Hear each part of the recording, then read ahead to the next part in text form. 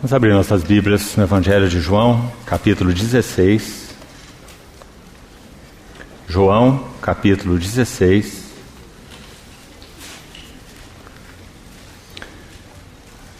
Verso 13. Quando vier, porém, o Espírito da verdade, ele vos guiará a toda a verdade. Porque não falará por si mesmo, mas dirá tudo o que tiver ouvido e vos anunciará as coisas que hão de vir.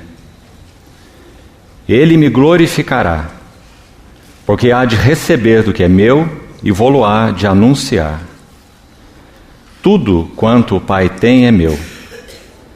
Por isso é que vos disse que há de receber do que é meu e vô-lo-á de anunciar. Vamos ler novamente a primeira frase do verso 13. Quando vier, porém, o Espírito da verdade, ele vos guiará a toda a verdade. Vamos ainda um verso mais, na primeira epístola de Paulo aos Coríntios, capítulo 11. 1 Coríntios, capítulo 11, verso 1.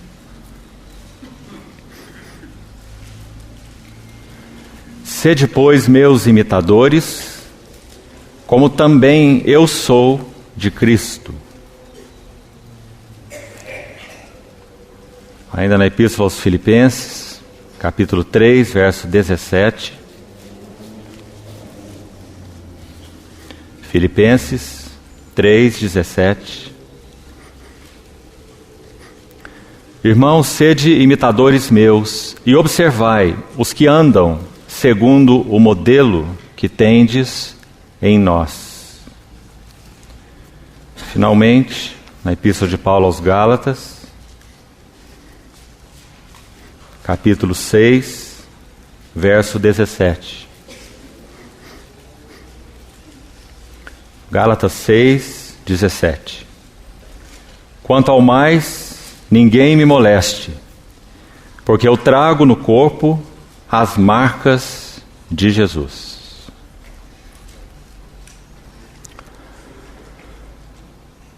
Conforme foi anunciado previamente, o tema geral desse encontro é liderança espiritual. A parte específica, o tema específico, sob minha responsabilidade, é esse assunto da liderança espiritual, como visto na vida de Paulo, de Pedro e de João. Antes de abordar diretamente esse tema, queridos irmãos e irmãs, penso que existem algumas considerações que penso serem de extrema importância nesse assunto, liderança espiritual. Nós vamos buscar fazê-las do modo mais objetivo e didático possível, e que o Senhor nos ajude a considerarmos então aos seus pés esses assuntos. Primeira consideração preliminar de muita importância. Todo o compromisso e atividade do Espírito Santo é fazer da plenitude de Cristo uma realidade universal. Me permitam, vou repetir uma vez mais. Todo compromisso e atividade do Espírito Santo é fazer da plenitude de Cristo uma realidade universal. Vamos procurar ilustrar isso com alguns versos da Epístola aos Efésios. Os irmãos sabem que no capítulo 1 de Efésios, no verso 23, Paulo diz que Cristo é aquele que tudo enche em todas as coisas. Na mesma epístola, no capítulo 4, verso 10, Paulo diz que Cristo é aquele que subiu acima de todos os céus para encher todas as coisas. Nesses dois versículos nós vemos que, por um lado, o compromisso e o ministério do Espírito Santo é encher todas as coisas com Cristo. Para isso ele foi enviado, essa é a sua missão, esse é o compromisso, essa é a atividade do Espírito Santo. Encher todas as coisas com Cristo. Mas também nós podemos afirmar pela mesma epístola, capítulo 1, verso 10, que a segunda parte, ou o segundo aspecto do ministério do bendito Consolador é encher Cristo com todas as coisas. Por um lado, encher todas as coisas com Cristo, porque Cristo é aquele para quem foram criadas todas as coisas. Por outro lado, encher Cristo com todas as coisas, porque como diz o autor da Epístola aos Hebreus, no capítulo 1, no verso 2, Ele é o herdeiro de todas as coisas.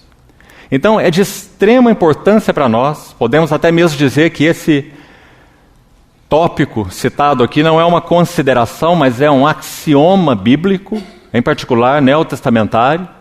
O Espírito Santo foi enviado com um compromisso. E baseado nesse compromisso, ele exerce a sua atividade. E qual é? Encher todas as coisas com Cristo. E encher Cristo com todas as coisas.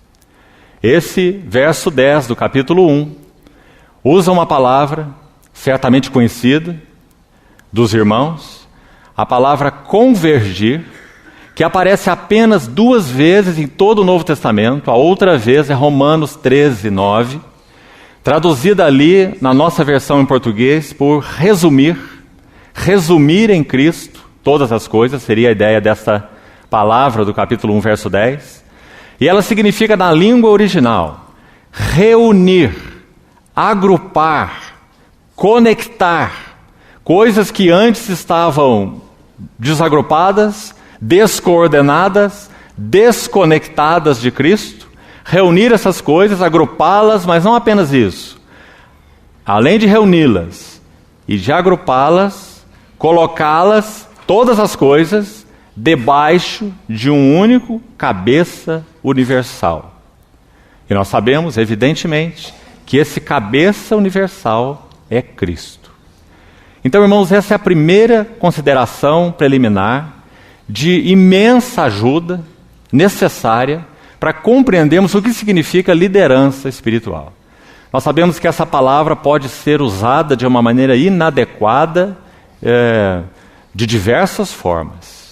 Então, compreendermos que, em termos de liderança espiritual, Cristo está exaltado no trono e enviou a partir dali o seu Espírito Santo para realizar essa obra de reunir, agrupar e colocar todas as coisas debaixo dele, Cristo, como único cabeça, e por outro lado, encher todas as coisas do universo com Cristo, é então de grande importância para nós e regula o nosso entendimento de liderança espiritual. Em outras palavras, após a morte, ressurreição e ascensão do Senhor, que como Filho de Deus é o líder, foi Ele quem disse: vinde a mim todos vós que estáis cansados e oprimidos.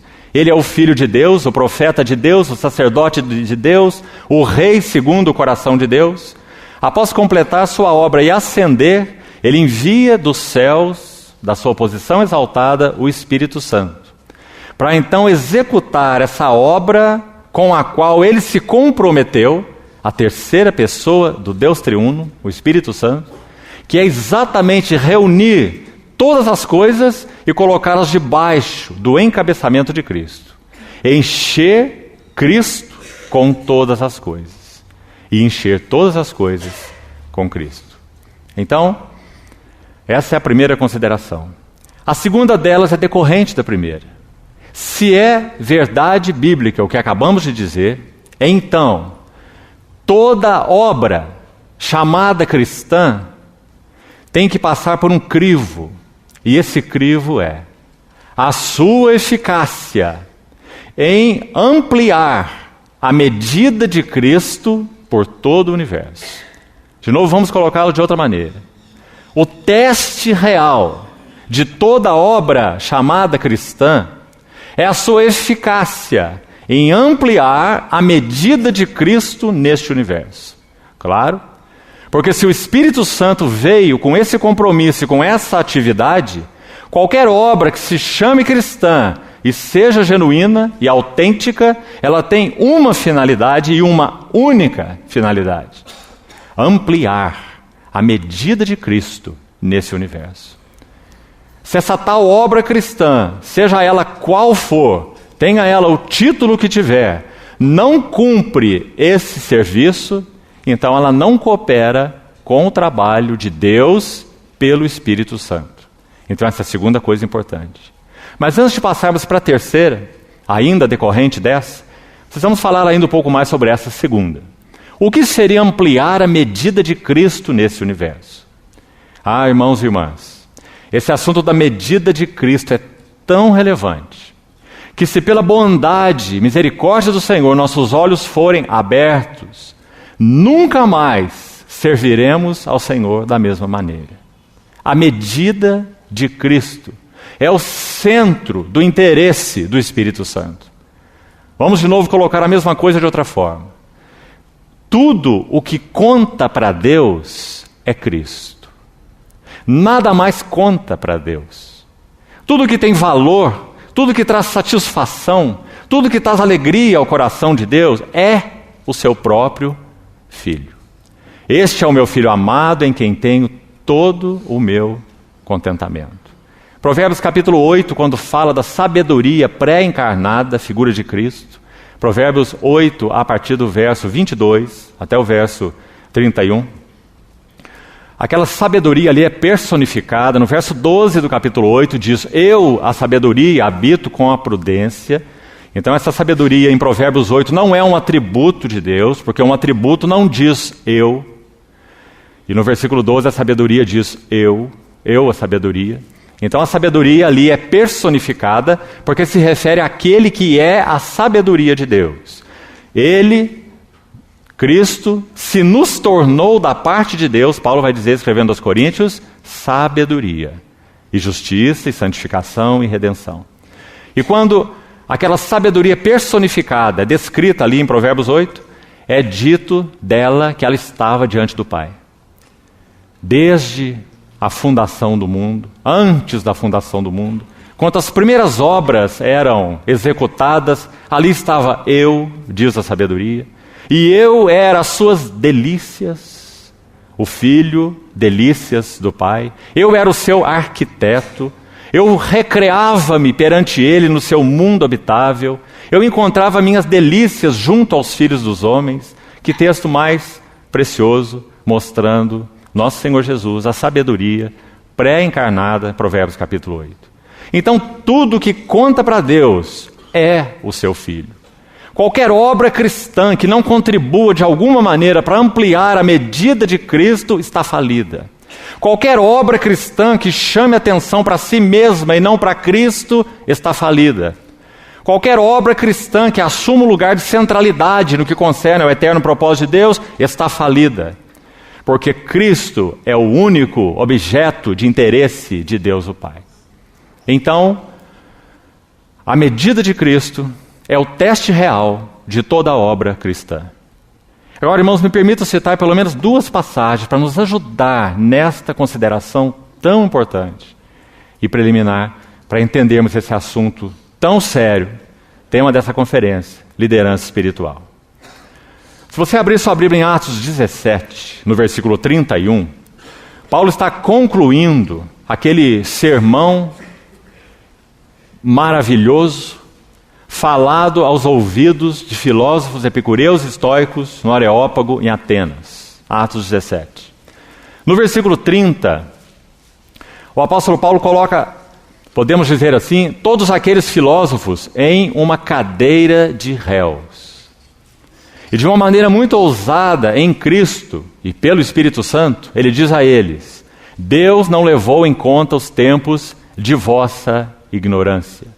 E lembre-se que ele está falando ali com a nata da sabedoria grega do momento. Deus não levou em conta os tempos de vossa ignorância. Porém agora ele notifica a todos que em toda parte se arrependam. E preste atenção no verso 31. Ele diz assim, concluindo o seu sermão: porquanto Deus estabeleceu um dia em que há de julgar o mundo. E agora nós temos duas expressões aí notáveis. A primeira é em justiça, já que a preposição aí na língua original é exatamente o em, que traduzida para o nosso português, pode ser traduzida como é o caso aí da maioria das versões, talvez aqui. Há de julgar o mundo com justiça, a palavra é em, a preposição em, na língua original, em justiça. Logo na sequência, então, da frase, segue assim, por meio de um varão. E aí nós temos de novo a mesma preposição na língua original, é o em de novo, em um varão, que pode ser traduzida por meio de, como está aí. Por meio de um varão que destinou e acreditou diante de todos, ressuscitando dentre os mortos. Claro que esse varão é o varão aprovado por Deus, nosso Senhor Jesus Cristo. Paulo diz nesse versículo que Deus vai julgar o mundo não apenas em justiça, mas Deus vai julgar o mundo em um varão. O que julgar o mundo em um varão nos diz? Vamos colocar assim, o Senhor Jesus Cristo é a vara ou varão medida de Deus. Irmãos, que importante é compreendermos isso. Por quê? Porque Deus irá colocar, e já está em certo sentido colocando, começando pela sua casa, sua igreja, a hora de começar o juízo. Pela casa de Deus é chegada, diz o apóstolo Pedro na sua epístola. Então Deus irá trazer todas as coisas do universo, e a igreja está incluída no que cabe a ela. Todas as coisas do universo serão trazidas para serem medidas aos pés deste varão, medida de Deus. Podemos dizer que esse Senhor Jesus, o varão aprovado por Deus, o glorioso Cristo, é esse metro de 100 centímetros, esse metro completo de Deus, diante do qual todas as coisas do universo serão medidas.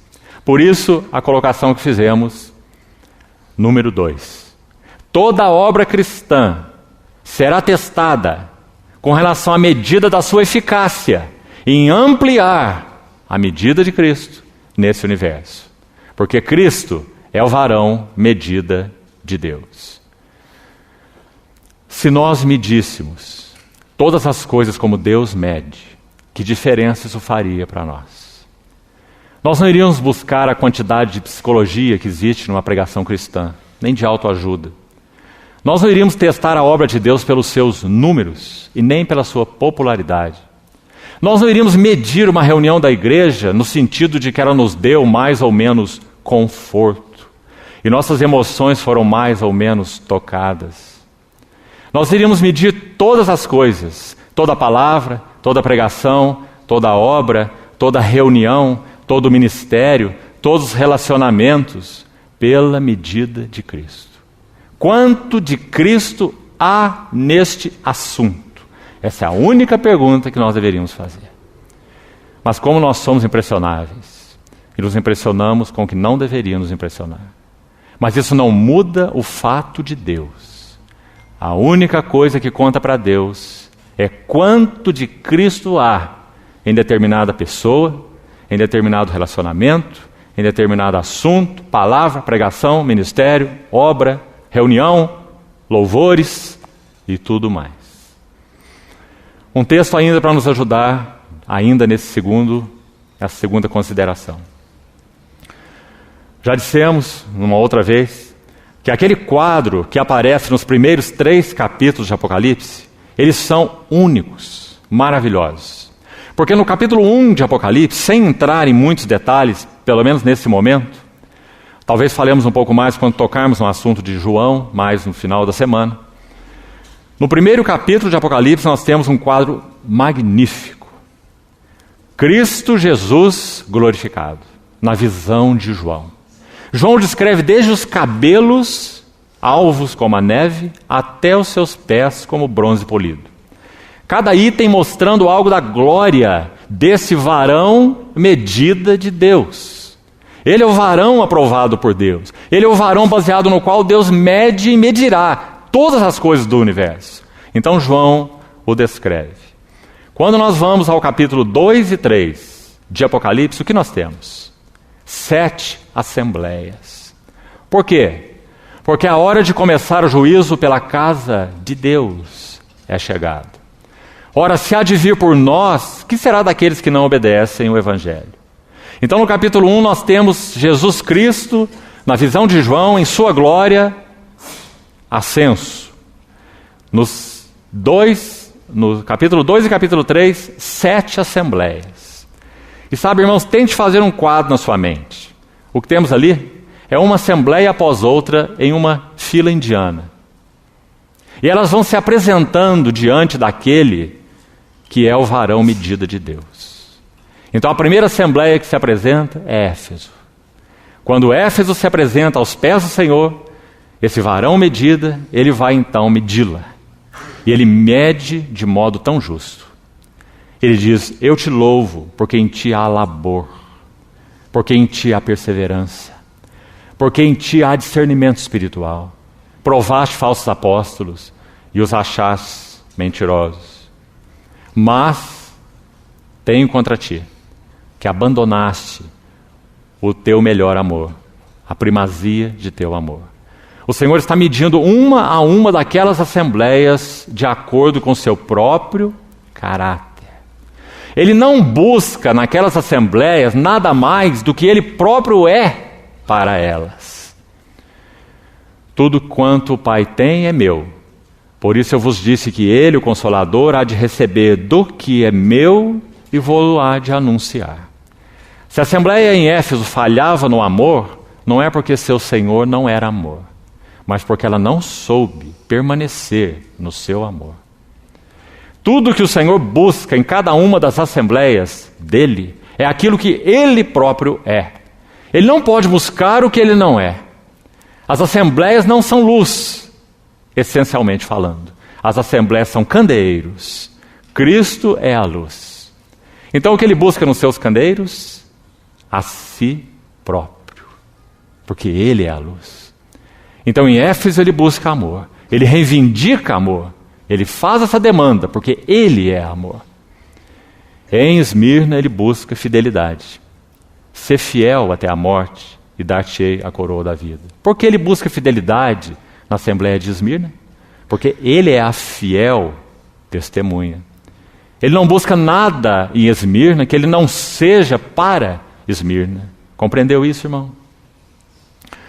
Quando ele se revela a Pérgamo, a próxima Assembleia, ele se revela como aquele que tem na boca uma espada afiada de 2 gumes. Por quê? Livro de Hebreus, capítulo 4, verso 12, diz que essa espada é para separar, é para dividir alma de espírito, juntas e medulas, o que é carnal do que é espiritual, o que é terreno do que é celestial. E Pérgamo era uma assembleia misturada. O que faltava em Pérgamo era separação, ou santidade. Por que o Senhor busca santidade em Pérgamo? Porque Ele é o santo de Deus. E assim nós vamos por todas elas. Quando ele escreve a Sardes, o que ele está buscando em Sardes? Tens nome de que vives, mas estás morto.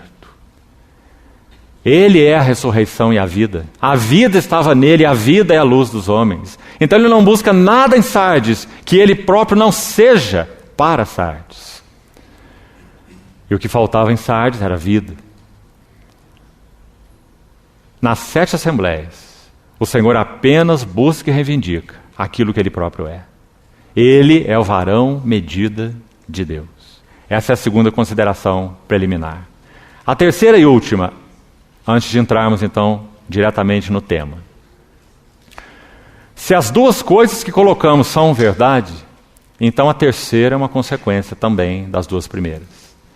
Liderança espiritual é simplesmente a nossa cooperação com o Espírito Santo neste seu compromisso e atividade.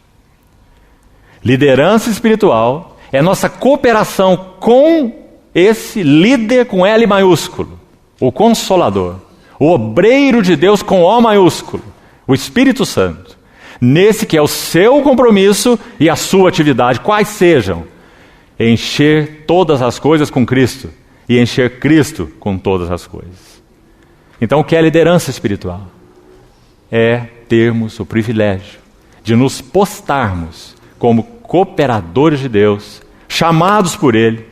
Não foste vós que escolhestes a mim, Eu vos escolhi a vós e vos designei para que vades e deis muito fruto e o vosso fruto permaneça. Liderança espiritual é a nossa cooperação com o Espírito Santo no seu compromisso e na sua atividade de encher Cristo com todas as coisas e todas as coisas com Cristo. Agora, irmão, decorrente dessa colocação, se então nós nos achegarmos a Deus diante do privilégio que temos de sermos os seus cooperadores, só há uma alternativa, digamos assim, para Deus. Deus terá que tratar conosco. Se nos achegarmos a Deus para cooperarmos com seu propósito, Deus terá que tratar conosco, para que a nossa medida de Cristo e a nossa estatura espiritual estejam sempre crescendo.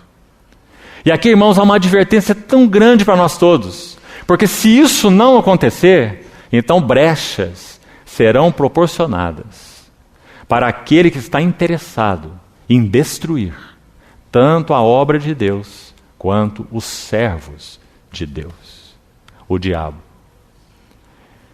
Se Deus não tratar conosco, essas brechas serão então proporcionadas para que o inimigo destrua a obra de Deus e até mesmo os seus servos.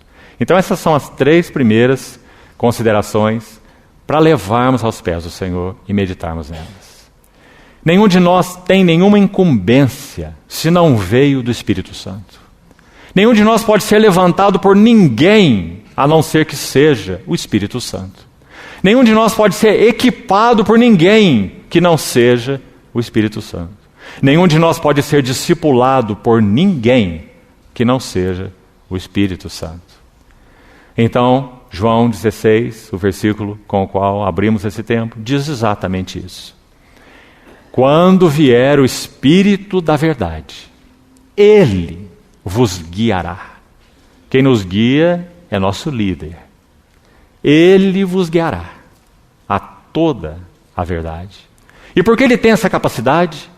Ah, quanta aplicação preciosa há nesse versículo, quando nós transportamos isso para ministério espiritual, porque esse é o ministério do Espírito Santo. Então é dito que esse Espírito da verdade, Ele que é o líder de Deus, Ele vos guiará, e vos guiará a toda a verdade, revelando-nos mais das belezas, glórias, suficiência do nosso Senhor Jesus. E Ele nos guiará a toda a verdade, por quê? Leia de novo o verso com atenção. Porque Ele não falará por si mesmo. Percebeu essa nota aí, irmão? Quanto ela é exortativa para nós?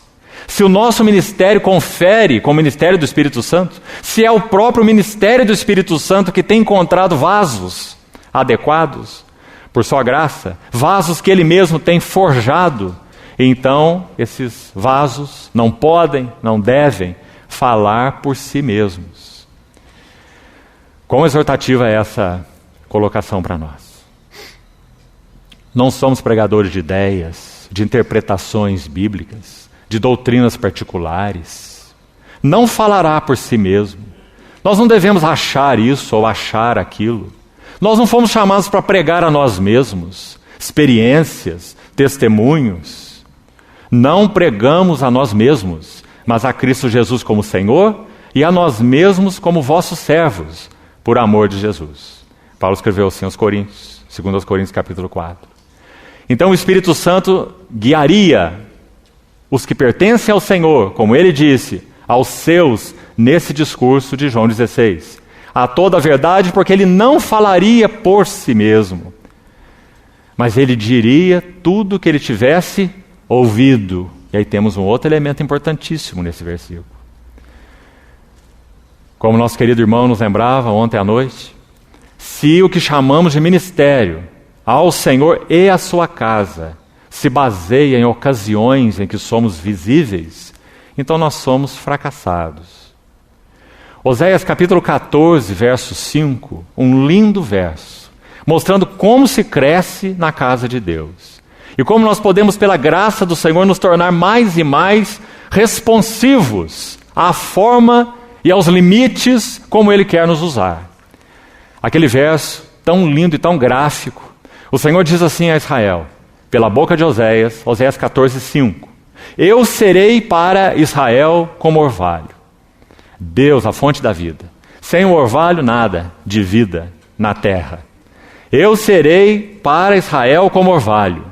Agora, o que Israel será para o Senhor? Veja o que ele diz. E ele crescerá como lírio, e lançará suas raízes como o cedro do Líbano. Essa é uma planta que não existe nos catálogos botânicos. Da terra para cima, ela tem a aparência de um lírio. Da terra para baixo, grossas raízes do cedro. Da terra para cima, uma vida de fé simples e despretensiosa, lírio. Mas da terra para baixo, grossas raízes do cedro. Você sabe que, segundo os estudiosos, esse cedro pode alcançar até 100, 120 metros de raízes. Ninguém derruba um cedro. Mas quando se olha esse cedro da terra para cima, um lírio, frágil, que fenece. Como nosso querido irmão Stephen Kong disse certa vez, a vida espiritual e o serviço espiritual são naturalmente sobrenaturais. Sobrenaturalmente naturais. Então, queridos irmãos, se nós não temos tido para com o Senhor esses ouvidos, João 16:13, então nós não temos serviço nenhum a oferecermos, nem a Ele e nem a sua casa. Quando o sacerdote foi ungido, Levítico capítulo 8, o primeiro lugar onde aquela unção, aquele óleo era aplicado, era nos seus ouvidos. A partir daí, na sua orelha direita. A partir daí, aplicado no polegar da sua mão direita e, posteriormente, em seguida, no polegar do seu pé direito. O que isso nos fala? Não podemos nos envolver, colocar nossa mão em nada que o Senhor não esteja envolvido. Não podemos nos envolver com nada que nós não tenhamos ouvido da parte do Senhor. E da mesma maneira com relação aos pés. Não podemos caminhar com nada nem com ninguém que de alguma forma não nos tenha sido conduzido e aprovado pelo Senhor da obra. Ouvidos, mãos e pés. Então, tendo colocado essas três coisas, vamos buscar hoje, iniciar, e amanhã, se o Senhor permitir, concluiremos a primeira parte relativa a Paulo. Se nós entendemos o que é liderança espiritual, então todas as vezes que usarmos esse termo, evidências de liderança espiritual, guarde o seu ouvido. Porque nós não estamos colocando Paulo em nenhuma plataforma. Ele mesmo nunca se colocou em nenhuma plataforma. Ele diz, nós temos sido considerados até agora como um lixo do mundo e uma escória de todos. Vós sois ricos, nós somos pobres. Vós chegastes a reinar. Paulo escreve de maneira até mesmo irônica aos coríntios, tão soberbos, e entendendo errado o significado da obra de Deus.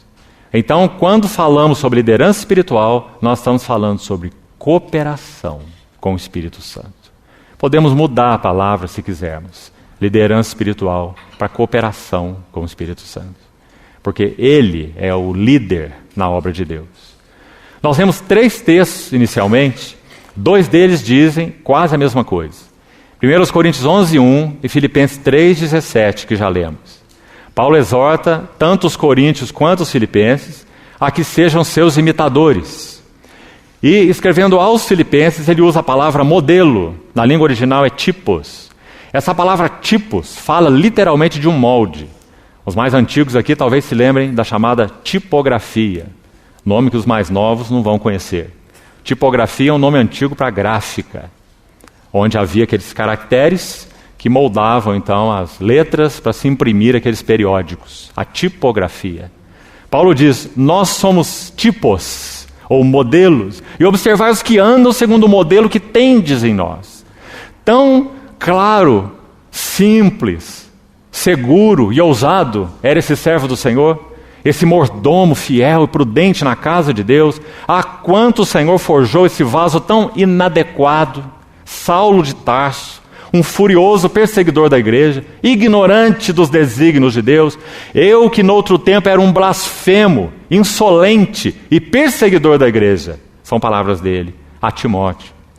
Mas ele diz assim, mas aprove a Deus por sua misericórdia, me chamar, para que eu me tornasse modelo de tantos quantos hão de crer nele para a vida eterna. Então a palavra modelo, tipos. Que ousadia de Paulo. Ele sabia o quanto o Senhor tinha trabalhado e estava trabalhando em seu coração, forjando e forjando, por meio de aflições, por meio de irmãos, por meio de falsos irmãos, no meio de patrícios, no meio de bárbaros, em naufrágios, em vigílias, segundo a Epístola aos Coríntios, forjando um vaso, para que fosse como que um tipo, ou um molde, para que outros pudessem, então, ser abençoados e servidos. Então, esses são os dois versos, Coríntios 11:1, Filipenses 3:17. O texto que lemos de Gálatas 6:17, quando ele conclui sua epístola aos Gálatas, ele diz: ninguém me moleste, porque eu trago no corpo as marcas. A palavra marcas aí é estigma, também usada no nosso português. Eu trago no meu corpo o estigma, as marcas do Senhor Jesus. E sem dúvida ele está se referindo às marcas da cruz. Irmãos, das 13 epístolas que Paulo escreve, 2 delas são, podemos dizer, autobiográficas. Nenhuma das outras 11 tem essa característica. E elas são 2 aos Coríntios e Filipenses. Paulo gerou em Cristo as 2 assembleias. A Assembleia dos Filipenses tinha uma relação muito particular com Paulo, de amor, inclusive, e cuidado. Os irmãos sabem que quando ele estava preso, naquela prisão registrada em Atos 28, eles enviaram pelas mãos de Epafrodito um donativo a Paulo. E aquele donativo foi pelas mãos de Epafrodito e uma carta voltou para os filipenses. Se eles soubessem disso, eu acho que eles tinham dado uns 10 donativos para receberem as 10 cartas. Porque essa carta aos filipenses é tão maravilhosa. E, na verdade, um dos motivos centrais dessa carta é a gratidão daquele embaixador em cadeias que estava agradecendo os filipenses, porque se ocuparam e se associaram com ele nas suas tribulações. Você se lembra que ele conclui sua epístola assim, em Filipenses 4:10 em diante. Alegrei-me sobremaneira no Senhor, porque renovastes uma vez mais a meu favor o vosso cuidado, o qual já tinhais antes, mas vos faltava oportunidade. Digo isso não por causa da pobreza, aquele lindo texto, né? Paulo está agradecendo os filipenses, se expondo muito de sua vida e de seu ministério na epístola aos Filipenses. Mais ainda ele faz na segunda epístola aos Coríntios. Em Filipenses nós temos 4 capítulos, em 2 aos Coríntios nós temos 13 capítulos. Então muitos estudiosos chamam a epístola de Paulo, 2 aos Coríntios, de a autobiografia de Paulo. E é nela, com a ajuda do Senhor, que nós vamos nos basear hoje e amanhã. E vamos buscar extrair algumas evidências da vida de Paulo, como esse cooperador, esse mordomo fiel e prudente na casa de Deus, esse vaso que o Senhor forjou de uma maneira tão maravilhosa, tão profunda, tão única, para que ele pudesse usar essas palavras. Observai os que andam, segundo o modelo que tendes em nós. Aos Filipenses mesmo, no capítulo 4, ele escreve assim: o que vistes, o que ouvistes, o que aprendestes de mim, isso praticai, e o Deus da paz será convosco. Que ousadia, irmão, desse que sabia os caminhos que ele tinha percorrido em Cristo Jesus, o caminho da cruz. Então, nós selecionamos essa epístola, 2 de Paulo aos Coríntios, particularmente por esse motivo. Essa é, das 2 únicas, das 13 epístolas, essas 2 únicas, Coríntios e Filipenses, são epístolas em que Paulo expõe sua vida e seu ministério, e particularmente 2 aos Coríntios. Agora, quando contrastamos 1 aos Coríntios com 2 aos Coríntios, o que nós temos? 2 epístolas para a mesma assembleia. Por que nós escolhemos 2 aos Coríntios? Na primeira epístola aos Coríntios, nós temos carnalidade. Na segunda epístola aos Coríntios, nós temos espiritualidade. Na primeira epístola aos Coríntios, nós temos divisões. Na segunda epístola aos Coríntios, nós temos harmonia. Na primeira aos Coríntios, nós temos a falta da cruz na vida dos coríntios. Em 2 aos Coríntios, nós temos o resultado do trabalho da cruz na vida do apóstolo Paulo. Então elas são tão contrastantes, embora escritas para a mesma Assembleia. Vamos acompanhar então, desde o capítulo 1, alguns versículos. Abra, por favor, segunda Epístola de Paulo aos Coríntios. E nós vamos então, iniciando hoje, esse aspecto relacionado a Paulo. Nós vamos selecionar algumas frases e colocações dele, que sem dúvida, queridos irmãos e irmãs, são de muita ajuda para nós compreendermos o que significa ministério cristão. Como dissemos, em outras palavras, o que significa liderança espiritual. O que significa o Senhor, por sua graça, nos chamar. O que significa o Senhor, por sua graça, nos equipar. O que significa o Senhor abrir nossos olhos para entendermos o que significa o caminho da cruz e andar nele. Não apenas cantar a cruz, pregar a cruz, falar de cruz, mas andar no caminho da cruz. Quando Paulo escreve, ainda, um parêntese rápido aqui. Quando Paulo escreve 1 aos Coríntios, logo nos 3 primeiros capítulos, nós vemos a falta de cruz na Assembleia dos Coríntios. Eu fui informado que há divisões entre vós. Eu me refiro a grupos partidários, que dizem, esse é meu obreiro preferido, aquele outro é meu obreiro preferido. Paulo, Apolo, Cefas. No capítulo 3, ciúmes, contendas entre vós. E então, a falta de cruz na Assembleia dos Coríntios é evidenciada. Mas no capítulo 4, Paulo fala assim, eu vos enviei Timóteo para que vos dê a conhecer os meus caminhos em Cristo Jesus. Quais eram os caminhos de Paulo em Cristo Jesus? Caminho da cruz. Por isso o Senhor forjou esse vaso, Saulo de Tarso, tornando um mordomo fiel e prudente na sua casa. Então, segunda Epístola aos Coríntios, vamos começar pelo capítulo 1, versos 8 e 9. Capítulo 1, versos 8 e 9.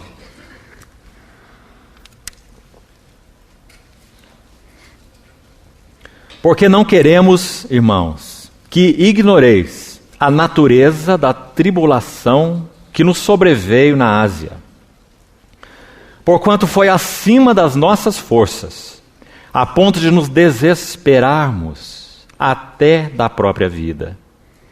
Contudo, já em nós mesmos tivemos a sentença de morte. Aqui gostaria que os irmãos sublinhassem essa expressão. A sentença de morte, para que não confiemos em nós, e sim no Deus que ressuscita os mortos. Que maneira interessante de começar uma epístola sobre ministério, você não acha? Tanta coisa positiva para se dizer, né? Paulo começa a epístola sobre o ministério cristão dizendo que a primeira marca de um ministério cristão é sentença de morte. Agora, vamos buscar parafrasear Paulo para entender o que ele quis dizer com isso. Então, se você estudar bem esse texto, você vai, sem dúvida, chegar à conclusão, de uma maneira ou de outra, que o que Paulo quis dizer é o seguinte.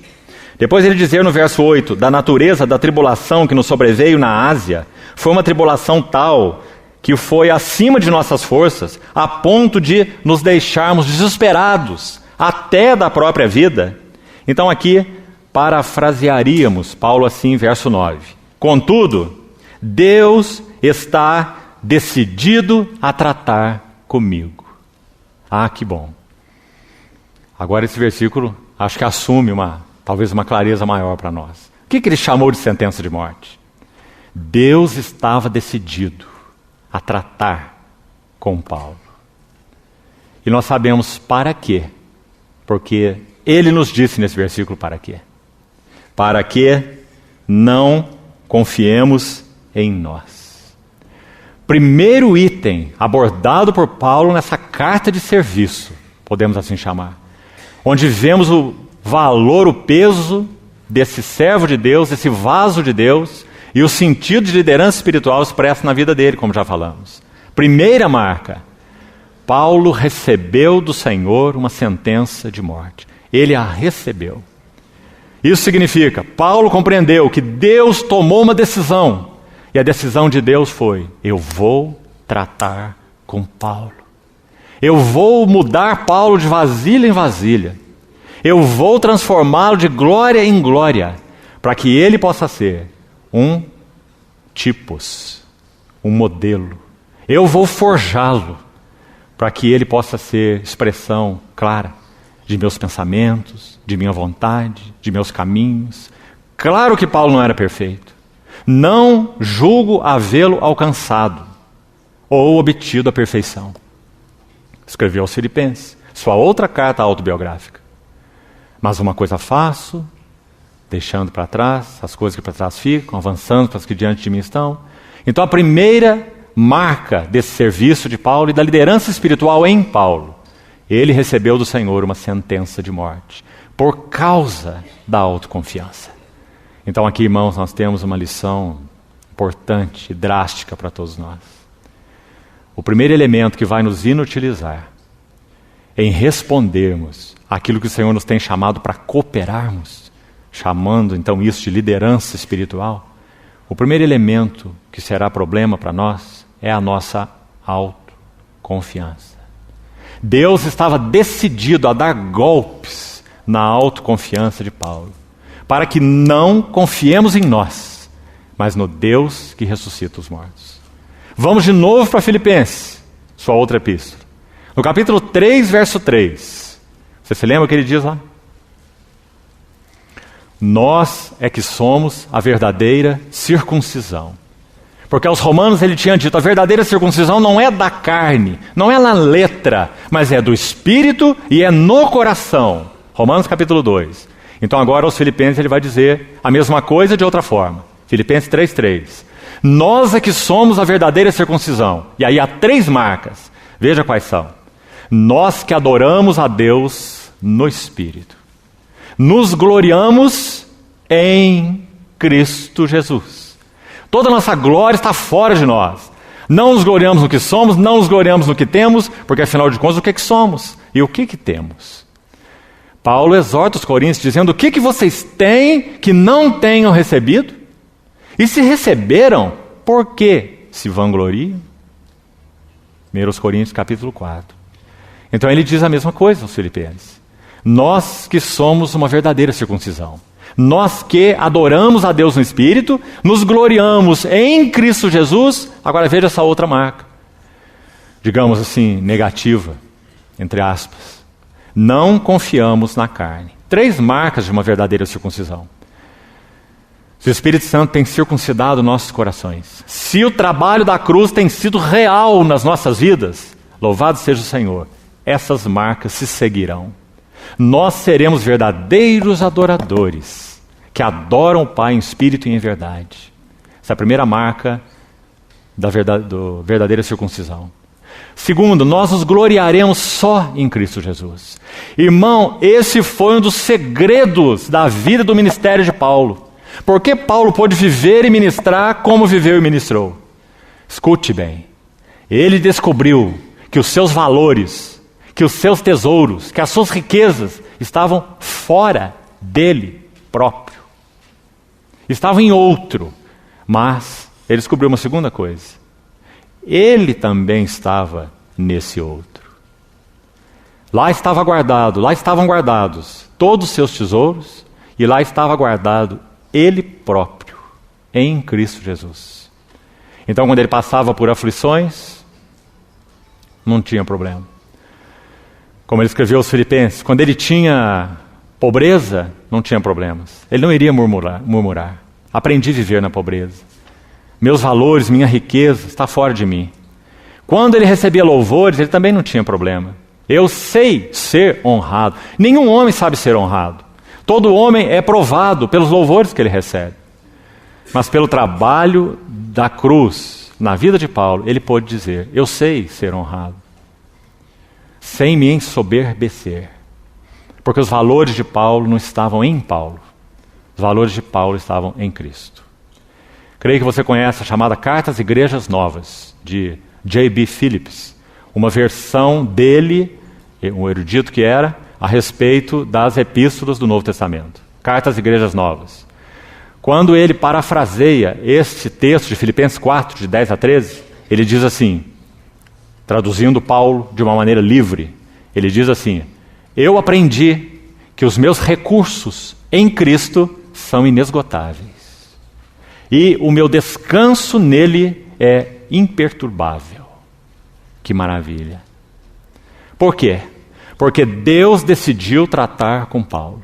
Já em nós mesmos tivemos a sentença de morte, para que não confiemos em nós, mas no Deus que ressuscita os mortos. Os irmãos sabem, pelo capítulo 3 de Filipenses, se lerem a sequência de versos onde nós estávamos, Filipenses 3:3, se você ler até o verso 10, nessa sequência, você vai ver que havia muita coisa para Paulo se gloriar aí. Por isso ele já começou o parágrafo dizendo: nos gloriamos em Cristo Jesus e adoramos Deus no Espírito. Porque ele vai dizer: se alguém acha que pode se gloriar, eu ainda mais. Circuncidado ao 8º dia, da linhagem de Benjamim, hebreu de hebreus, quanto à lei fariseu, e a relação que você conhece. Paulo viu seu zelo religioso, Paulo viu seus antepassados, Paulo via suas tradições, Paulo via inclusive a sua denominação religiosa como algo que ele não mais podia se gloriar. Talvez você esteja se perguntando qual era a denominação religiosa de Paulo. Não sei nem se eu vou dizer aqui, porque algum de vocês pode criar uma denominação a partir de hoje, né? Mas esse texto de Filipenses 3 nos diz qual era a denominação religiosa de Paulo. Se você quiser pertencer à denominação de Paulo, então ele era da tribo de Benjamim. E quando ele olhava essa denominação eclesiástica, ele podia dizer assim: tudo considerei como um lixo inútil, por causa da sublimidade do conhecimento de Cristo Jesus, o meu Senhor. E tudo isso por quê, irmãos? Deus estava decidido a tratar com Paulo. Benditas mãos. Nosso grande problema é que quando nós somos tratados pelo Senhor, nós vemos aquela adaga afiada de 2 gumes. Você pode imaginar, quase 40 centímetros de comprimento, mais ou menos isso, a faca que o sacerdote usava para destrinchar aquele sacrifício. Mas nós pouco vemos qual é a mão que segura aquela faca. Perito cirurgião, espada afiada de 2 gumes. Graças a Deus que em Cristo Jesus Ele também decidiu tratar conosco.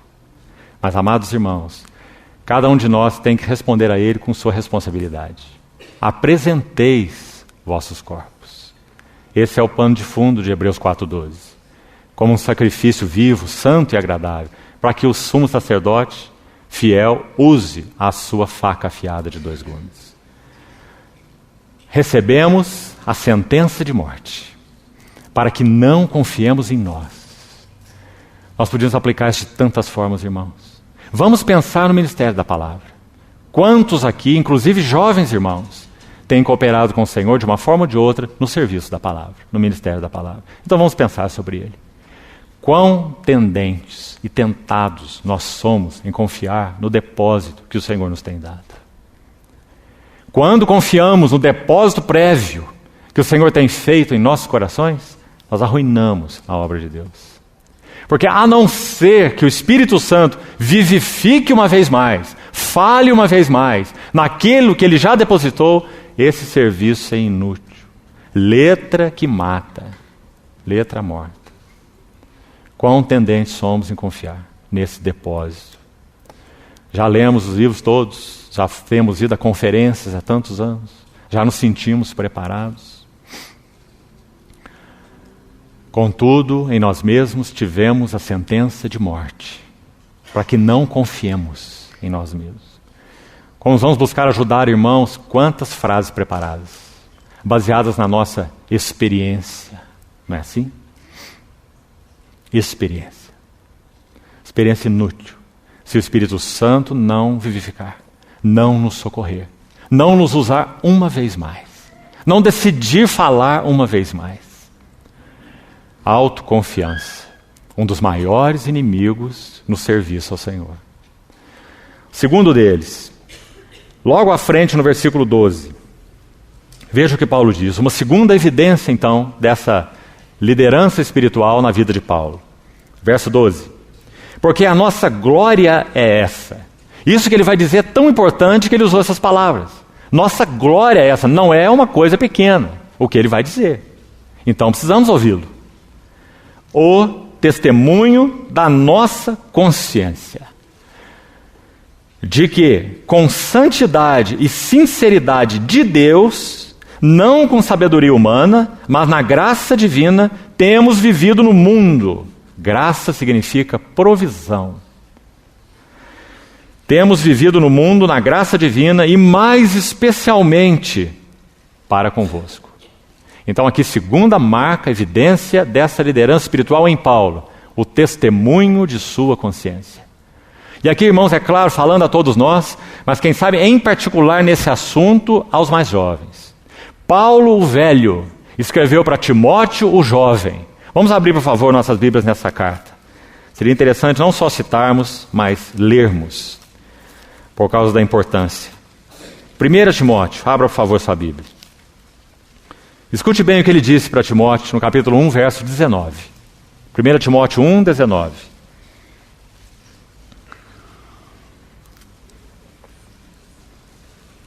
Mantendo, ele concluiu o verso 18 dizendo, combate, firmado nelas, o bom combate. Então está falando da vida cristã, da jornada cristã, do serviço cristão. E ele segue, mantendo fé. Então na vida cristã, no combate cristão, no serviço cristão, mantenha fé e boa consciência. Por isso ele disse aos Coríntios, nossa glória é essa, o testemunho de nossa consciência. De que temos vivido diante de Deus em sinceridade, em santidade, no mundo e particularmente para convosco. Que importante, irmãos. Se nós negligenciarmos essa segunda evidência, estamos fracassados no que concerne a Deus na sua misericórdia nos usar. Não seremos adequados. Não nos qualificaremos. Porque não temos testemunho de nossa consciência. Por que o testemunho de nossa consciência é importante? Romanos capítulo 9, versículo 1, mais um verso, são muitos versos, em particular aí 8 ou 10 versos, os irmãos vão encontrar, se buscarem, nas epístolas de Paulo, Paulo falando sobre o sentido e significado da consciência na vida e no serviço cristão. Em Romanos 9, 1, ele diz assim, digo a verdade em Cristo, não minto, testemunhando, escute bem, Romanos 9, 1, testemunhando comigo no Espírito Santo a minha própria consciência. Viu aí? Testemunhando comigo no Espírito Santo minha própria consciência. O que ele quis dizer? Vamos colocar assim. A consciência é uma função do nosso espírito humano. Uma das 3 funções de nosso espírito humano. Você descobre isso lendo os textos da Bíblia, que falam sobre o coração humano. Consciência é uma das funções do nosso espírito, nosso homem interior. O que é essa consciência? Acho que poderíamos dizer que a consciência é uma faculdade discriminatória que recebe uma ação direta do Espírito Santo para nos governar e orientar na nossa vida e serviço cristão. Uma faculdade discriminatória com a ação direta do Espírito Santo. Foi isso que Paulo quis dizer em Romanos 9, 1. Testemunha comigo no Espírito Santo minha própria consciência. Sabe, irmãos, que essa é uma dádiva maravilhosa? Nós podemos tentar driblar a nossa consciência com a nossa mente. Ah, mas eu falei isso porque o irmão falou aquilo. Eu agi dessa maneira porque agiram dessa maneira. Ou a circunstância exigiu. Não é? E nós tentamos arrazoar e driblar aquela voz da consciência que está dizendo, você errou, você pecou, você ofendeu. Porque essa consciência sofre uma ação direta do Espírito Santo, que graças ao Senhor, inicialmente, não passa pela nossa mente. Bendito seja o Senhor. Então nós podemos e devemos, na nossa relação com o Senhor, mantermos nossa consciência pura, limpa, capaz de ouvir as direções do Espírito Santo e responder a elas. Ainda nessa primeira carta, 1 Timóteo, capítulo 1, veja o versículo 5. O intuito da presente admoestação, então não se esqueça, Paulo, um combatente experimentado, escrevendo para Timóteo, um jovem combatente. E ele diz, o intuito da presente admoestação visa o amor que procede de 3 coisas: coração puro, consciência boa e fé sem hipocrisia. Os irmãos conseguem ver a importância da consciência aqui? Não há como vivermos em amor uns com os outros. Podemos orar sobre amor, cantar sobre amor, falar sobre amor, mas não viveremos em amor se nós não mantivermos uma boa consciência. Porque o amor procede de coração puro, consciência boa e fé sem hipocrisia. Veja ainda um texto mais. Nessa epístola mesmo, de Paulo a Timóteo. Olha o capítulo 3, verso 9. Paulo fala sobre qualificação de presbíteros e diáconos. E ele diz no verso 9 do capítulo 3: conservando o mistério da fé com a consciência limpa. Veja o capítulo 4, verso 2, dessa mesma epístola. Pela hipocrisia dos que falam mentiras e que têm cauterizada a própria consciência. Na medida que o Espírito Santo vai falando a nós, e nós não respondemos àquilo que ele tem falado, nós progressivamente perdemos a capacidade de responder. Esse é um princípio espiritual. Sabe onde nós vemos esse princípio ilustrado? Claramente, a geração do deserto. A geração do deserto saiu do Egito, pelo sangue do Cordeiro, foi ao Sinai, ouviu o Senhor falando diretamente, que eles deviam ter ouvidos abertos para ouvi-lo, para serem para ele uma raça, um sacerdócio santo, uma nação peculiar dentre todos os povos, não é isso? Êxodo 19. Se ouvirdes minha voz. Logo de início o Senhor falou a respeito desse assunto de ouvi-lo. À medida que eles jornadeavam no deserto, eles não ouviram o Senhor. 10 vezes murmuraram nos seus corações, a ponto de o próprio Moisés perder a paciência com eles. Quanto mais ouviam a palavra do Senhor, livro de Hebreus capítulo 4, vai nos dizer que eles não misturavam a palavra com fé. Uma outra maneira de dizer o que ele disse no capítulo 2, agarrar com firmeza as verdades que temos ouvido. O ensino da unção, o falar do Espírito em nossos corações, em nossa consciência. Quando nós não respondemos ao falar do Senhor, nos convencendo, então nós perdemos progressivamente a capacidade de responder. Então Paulo vai se referir aqui a alguns que têm cauterizada a própria consciência. Ela se tornou insensível. Foi marcada com ferro quente e se tornou insensível. O autor de Hebreus, no capítulo 13, último capítulo de Hebreus, verso 18, ele faz um rogo aos seus destinatários. Ele diz: orai por nós, porque nós estamos convencidos, persuadidos, uma palavra forte, de termos boa consciência, desejando em todas as coisas viver condignamente. Então os irmãos percebem a importância desse assunto da consciência. Por isso, selecionamos essa como segunda marca. Nossa glória é essa. Irmão, nunca permita que a sua consciência seja uma consciência com ofensa. Não podemos servir ao Senhor sem consciência boa, sem consciência pura ou limpa. Consciência atua em nossa vida interior como portas. Portas servem para acolher o que pode entrar e manter bem guardado o que está dentro. Se o nosso espírito tem 3 funções, podemos comparar a função de intuição como uma lâmpada. O Espírito de Deus fala ao nosso espírito através dessa intuição, e nós podemos perceber ali algo da mente do Senhor, da vontade do Senhor, dos caminhos do Senhor, nessa intuição, que é uma faculdade também do nosso espírito. Vamos pensar numa lâmpada. O Senhor nos fala através dessa intuição. Quando falamos sobre comunhão, que é outra função do Espírito, vamos pensar numa mesa. Nós fomos chamados à comunhão de seu Filho Jesus Cristo. E essa comunhão é espiritual, sobretudo. Temos comunhão com Deus no Espírito. Então vamos pensar numa mesa, comunhão.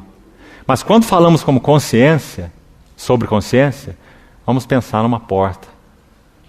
Uma lâmpada, uma mesa e uma porta. A consciência assume função de portas no nosso homem interior. Ela vai regular o que entra e regular o que sai de nossas vidas. Nós somos responsáveis, irmãos, em responder ao Espírito Santo por aquilo que temos permitido que entre em nossas vidas. Pela porta dos olhos, pela porta dos ouvidos, pela porta do toque, pela porta dos relacionamentos. O Espírito Santo fala diretamente à nossa consciência. Feche a porta aqui, abra a porta ali. Então esse é o segundo elemento. Vamos para um terceiro e vamos encerrar aqui com esse. Se o Senhor permitir, amanhã seguimos. Capítulo 2, verso 13. Mais um elemento, uma evidência dessa liderança espiritual em Paulo.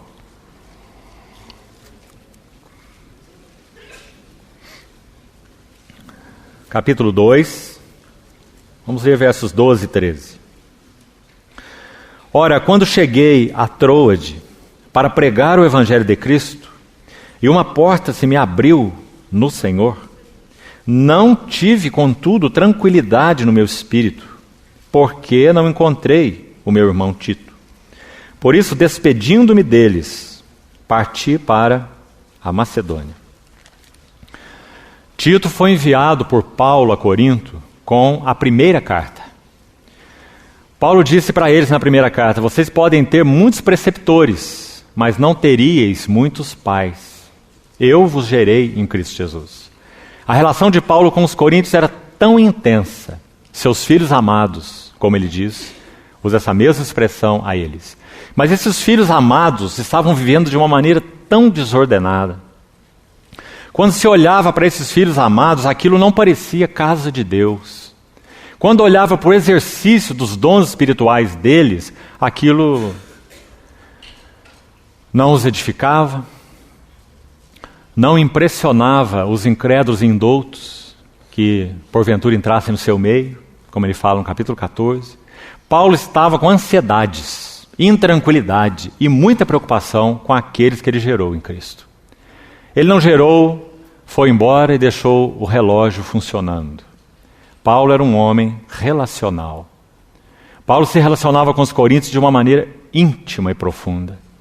Você sabe, irmão, que nas 13 epístolas de Paulo, ele cita mais de 70 nomes de pessoas.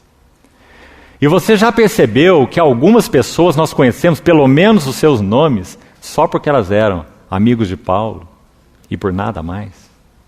Você sabe alguma coisa sobre Andrônico e Júnias? E sobre Erasto e Rufo? E sobre Evódia e Sintique? Nós só os conhecemos porque eles eram amigos de Paulo. Paulo era um homem relacional. Então, o que nós vemos nessa terceira característica, evidência de Paulo como um líder espiritual? Ele era um homem relacional. O coração de Paulo estava queimando de intranquilidade, porque Tito levou a primeira carta para os coríntios, uma carta dura, porque assim era necessário. Tirai de vós o fermento para que sejais uma nova massa. Não há um só sábio no meio de vós capaz de julgar no meio da irmandade. Vocês estão levando outros irmãos para um tribunal civil. Que vergonha é essa? E ele escreve essa carta tão preciosa aos coríntios, tão severa, tão firme. Então seu espírito estava cheio de intranquilidade. Tito foi com a carta. Qual foi a reação dos coríntios? Qual foi o resultado dessa minha carta? Nós podemos imaginar que enquanto essa carta ia, e até que ele encontrasse Tito, o que Paulo sabia fazer era orar, interceder, regar sua carta com lágrimas pelos seus amados filhos coríntios, que estavam vivendo em tanta desordem. Então, de alguma forma, o ponto de encontro seria Troade, que faz parte da jornada, caminho da Macedônia. Então, quando Paulo chega em Troade e não encontra Tito, acabamos de ler, ele diz: não tive tranquilidade no meu espírito. Irmão, isso nos fala tanto, sabe por quê? Porque Paulo é aquele que diz assim: ai de mim se eu não pregar o Evangelho. Tanta carga, tanta clareza, tanta paixão pelo Senhor. No entanto, ele diz: uma porta se me abriu em Troade, mas eu não tive tranquilidade no meu espírito. Que lição mais impressionante. Parece que nós, de certa maneira, não conseguimos compreender com interesse o que Paulo está dizendo aqui, da sua experiência, não é verdade? Paulo tinha um espírito coordenado. Ele estava de tal modo aflito pela falta de ter encontrado Tito, que ele não conseguiu pregar em Trode, apesar de uma porta ter sido aberta. Posteriormente ele encontra Tito na Macedônia. Deixa Trode, como está escrito aí no capítulo 2, vai para Macedônia, e como está escrito no capítulo 7, se você ler lá, ele encontra Tito na Macedônia. Aí ele recebe a notícia dos coríntios, refrigera o seu coração, e o que ele faz?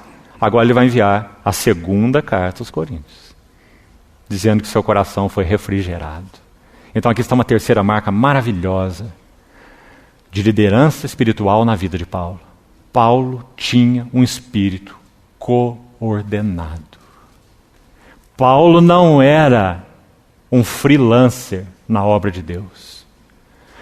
Quão importante é nós sabermos o que significa cooperação na casa do Senhor.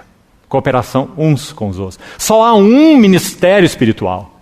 É o ministério do Espírito Santo, do qual todos nós temos uma parte, pela graça do Senhor. Como precisamos aprender a cooperar. Num encontro que tivemos há 3 meses atrás, com um grande número de irmãos, nós nos lembramos juntos de uma ilustração que eu gostaria de repetir aqui. Numa certa ocasião, Charles Spurgeon, chamado de o príncipe dos pregadores por muitos, ele fez uma observação a respeito de William Kelly. Ele disse que William Kelly tinha uma mente tão grande quanto o universo. Uma afirmação altamente positiva. William Kelly é um gênio e é um homem de Deus. Essa foi a observação de Spurgeon. Daí a algum tempo, Spurgeon disse assim: a mente de William Kelly está se estreitando, porque ele está seguindo os ensinamentos de John Nelson Darby.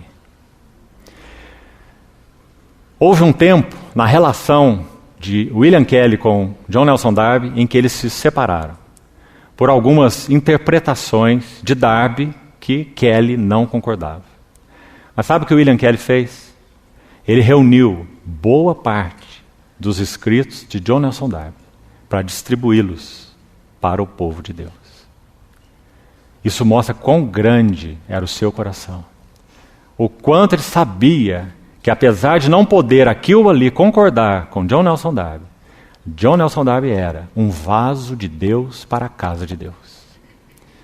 Então essa atitude de William Kelly fala tanto aos nossos corações. Ele também era um homem coordenado. Então, irmãos, quão importante é, concluímos esse assunto aqui para o momento, quão importante é que cada um de nós viva a vida da Assembleia local. O terreno de Deus nos preparar, o terreno de Deus nos forjar. Isso vale de modo muito particular para os mais jovens. O lugar de Deus nos forjar não são os seminários. O lugar de Deus nos forjar é numa relação íntima, não descartável, séria, compromissada com irmãos em uma assembleia local. Este é o campo de treinamento de Deus. Se não vivemos a vida da assembleia local, nunca poderemos servir o Senhor de maneira adequada. E isso tem um motivo e uma explicação. As leis básicas do corpo de Cristo só podem ser aprendidas quando nós estamos intrincados na vida de uma assembleia local. Quais são as leis básicas do corpo de Cristo? Vamos citar algumas delas. E você examine depois por você mesmo, não temos tempo agora para isso. Dependência mútua. Só aprendemos isso na vida da assembleia local. Mútua dependência. Segundo, cooperação. Acabamos de colocar. Cooperação. Terceiro, coordenação. Em se tratando de profetas, falem 2 ou 3, os outros julguem. Percebe? Coordenação. Submissão mútua. Só aprendemos essas lições vivendo a vida prática de uma assembleia local. Espiritualidade. O que é espiritual, o que não é espiritual. Só poderemos discernir vivendo a vida da assembleia local. Porque a assembleia local tem um privilégio.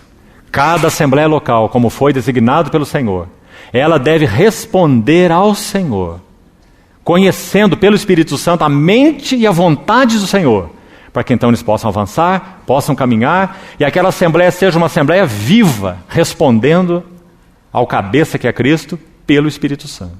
E então essas lições vão sendo ministradas através uns dos outros nos nossos relacionamentos. As leis básicas do corpo de Cristo só podem ser aprendidas na vida de uma assembleia local. Paulo vivia a realidade dessa nota. Quando ele foi chamado pelo Senhor, separado pelo Espírito Santo, lá estava Paulo na Assembleia de Antioquia, servindo com mais 4 profetas e mestres, 5 ao todo, e jejuando e servindo eles ao Senhor, disse o Espírito Santo. Então que o Senhor nos ajude a compreender também essa terceira marca, tão prática, e que sobretudo então o Senhor encontre lugar para aplicá-las no nosso coração. Como nosso irmão, ao fazer a abertura ontem, nos lembrava, se isso não acontecer desse fim de semana, perdemos uma semana. Queremos expor a palavra do Senhor de tal forma que Ele aplique sua palavra aos nossos corações. A revele e a aplique, para que nós sejamos mudados. E que então esse ministério maravilhoso do Espírito Santo, com o qual Ele tem compromisso, lembre-se, e baseado no qual Ele exerce toda a sua atividade, encher todas as coisas com Cristo, e encher Cristo com todas as coisas, seja realidade em nossas vidas, irmãos. Vamos orar e concluímos por hoje. Ó Senhor, confiamos a Ti, Tuas palavras, confiamos a Ti a Tua instrução. Pedimos ao Senhor que aborde os nossos corações onde nós estamos e nos leve a mais naquilo que Tu tens no Teu coração. Gratos nós somos, Senhor. Em nome de Jesus. Amém.